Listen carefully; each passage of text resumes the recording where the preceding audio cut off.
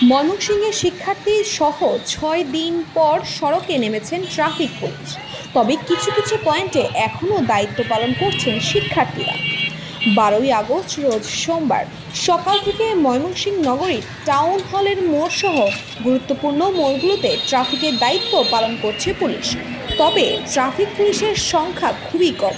এদিকে এখনও অনেক জায়গায় পুলিশের সঙ্গে শিক্ষার্থীরা ট্রাফিক পুলিশের ভূমিকা কাজ করছে। নগরীর বিভিন্ন এলাকায় দেখা গেছে আজও শিক্ষার্থীরা সড়ক নিয়ন্ত্রণে দলবদ্ধ হয়ে কাজ করছে। পাশাপাশি ট্রাফিক পুলিশ ও সার্জেন্টও রয়েছে। ট্রাফিক পুলিশের দায়িত্ব পালন করতে গিয়ে কোনো ধরনের সমস্যায় পড়তে হচ্ছে কিনা জানতে জেলা পুলিশ সুপার মাসুম আহমেদ ভূঁইয়া বলেন, আজ সকাল থেকে ট্রাফিক বিভাগের সব পুলিশ সদস্য কাজে যোগদান দিয়েছেন।